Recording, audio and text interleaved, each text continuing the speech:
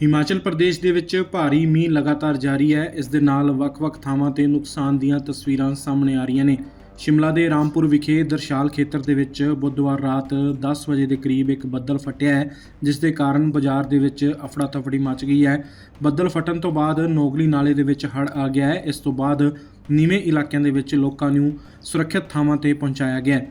ਪਹਾੜਾਂ ਦੇ ਵਿੱਚ ਭਾਰੀ ਬਾਰਿਸ਼ ਕਾਰਨ ਸਤਲੁਜ ਦੇ ਦਰਿਆ ਦਾ ਪਾਣੀ ਦਾ ਪੱਧਰ ਤੇਜ਼ੀ ਨਾਲ ਵਧ ਰਿਹਾ ਹੈ। ਇਸ ਕਾਰਨ ਬਿਲਾਸਪੁਰ ਦੇ ਵਿੱਚ ਸਤਲੁਜ ਦਰਿਆ ਤੇ ਬਣੇ ਕੋਲ ਡੈਮ ਤੋਂ 24 ਘੰਟਿਆਂ ਦੇ ਅੰਦਰ ਤੀਜੀ ਵਾਰ ਪਾਣੀ ਛੱਡਿਆ ਜਾ ਰਿਹਾ ਹੈ। ਕੋਲ ਡੈਮ ਪ੍ਰਬੰਧਨ ਨੇ ਵੀਰਵਾਰ ਸਵੇਰੇ 7:30 ਵਜੇ ਪਾਣੀ ਛੱਡ ਦਿੱਤਾ ਹੈ, ਜਿਸ ਕਾਰਨ ਸਤਲੁਜ ਦੇ ਪਾਣੀ ਦਾ ਪੱਧਰ 4 ਤੋਂ 5 ਮੀਟਰ ਵੱਧ ਸਕਦਾ ਹੈ। ਇਸ ਨੂੰ ਦੇਖਦੇ ਹੋਏ ਪੰਜਾਬ ਦੇ ਲੋਕਾਂ ਨੂੰ ਸੁਚੇਤ ਰਹਿਣ ਲਈ ਕਿਹਾ ਗਿਆ ਹੈ। ਬੀਤੇ ਕੱਲ ਵੀ ਸਵੇਰੇ ਅਤੇ ਸ਼ਾਮ ਨੂੰ 2 ਵਾਰ ਪਾਣੀ ਛੱਡਿਆ ਗਿਆ है। कुछ क्षेत्रों में आपकी काफी बारिश हुई, जैसे विशेषकर अगर आप मंडी जिला की बात करें, हमारे शिमला डिस्ट्रिक्ट में भी कुछ पॉकेट्स में अत्यधिक बारिश हुई है। और इन बातों को देखते हुए हमने लास्ट टाइम एजुकेशन डिपार्टमेंट ने निर्णय लिया था कि हम स्थानीय स्तर पर, ये नहीं कि वो यहाँ पर सचिवालय के आदेशों का इंतजार करें या डायरेक्टरेट का इंतजार करें, हमने स्थानीय स्तर पर एसडीएम डीसी डिस्ट्रिक्ट प्रशासन को, एडमिनिस्ट्रेशन को अधिकार दिया है। अगर इस तरह का मैं समझता हूँ आपकी अत्यधिक बारिश हो रही है, वर्षा हो रही है, कोई भूस्खलन हो रहा है, कोई और प्राकृतिक आपदा है,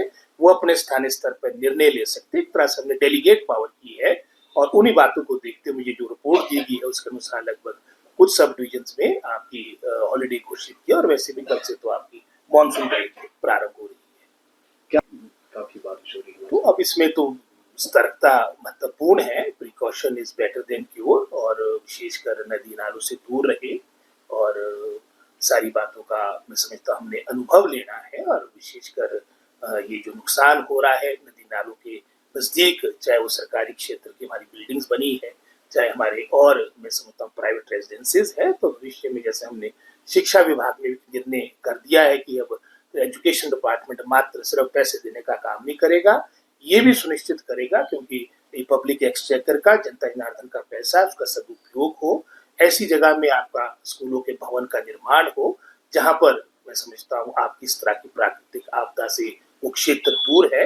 इन बातों को लेकर भी विभाग आप कार्य कर रहा है। और आने वाले समय में मैं समझता हूँ इसमें हम डिप्टी डायरेक्टर को भी इन्वॉल्व करेंगे पीडब्ल्यू डिपार्टमेंट के साथ। होना चाहिए।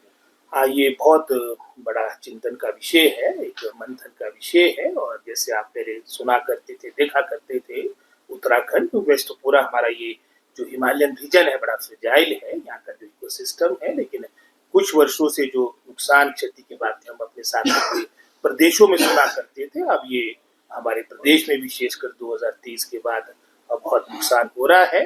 जहाँ 2023 में भी लगभग कोई 10-12 हजार करोड़ का जो हमने recorded facts government of India को भेजे थे, नुकसान क्षति हुई थी।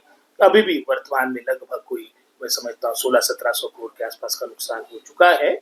और पहले ही आपको पता है कि कितनी फंड्स की यहाँ पर समस्या रहती है। और साथ ही साथ लगभग जो बहुमूल्य जाने जिसका कोई मूल्य नहीं होता, उसमें भी लगभग कोई 200 के आसपास संख्या होने वाली है, जिसमें सभी डेथ्स है जो अवधि के दौरान है जब से आपका मानसून आपका प्रदेश में आया। और 2023 में भी संख्या 500 से अधिक हो चुकी थी, लोग बेघर हो गए थे। तो आज समय आ चुका है कि हम किस तरह से डेवलपमेंट और साथ ही साथ अपनी इकोलॉजी को, अपना मैं समझता हूँ अपने पर्यावरण को किस तरह से सुरक्षित रखें, ताकि इस तरह की आपदा से हम भविष्य में बचे। इसके लिए एक सोच नीति बनाने की परम आवश्यकता। और इसमें मात्र हिमाचल प्रदेश नहीं, केंद्र को भी मैं समझता हूँ इसमें सभी जो हिमालयन रीजन्स है उनको इन्वॉल्व करके एक पॉलिसी बनाने की अत्यंत आवश्यकता है। जो क्षति हमारी मैं समझता हूँ हिमाचल प्रदेश में हुई, हमारे साथ लगते उत्तराखंड जो हर्षिल का क्षेत्र है वहाँ भी बहुत नुकसान हुआ है। मैं सभी दिवंगत आत्माओं को अपनी श्रद्धांजलि देता हूँ। बहुत बड़ा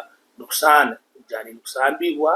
और वहाँ पर बहुत बड़ा जो वहाँ की स्थानीय बस्ती थी, वहाँ पर भी काफी नुकसान हुआ उस बस्ती का। तो मैं सभी पूरे क्षेत्र में अपनी इसके प्रति अपनी संवेदना प्रकट करता हूँ।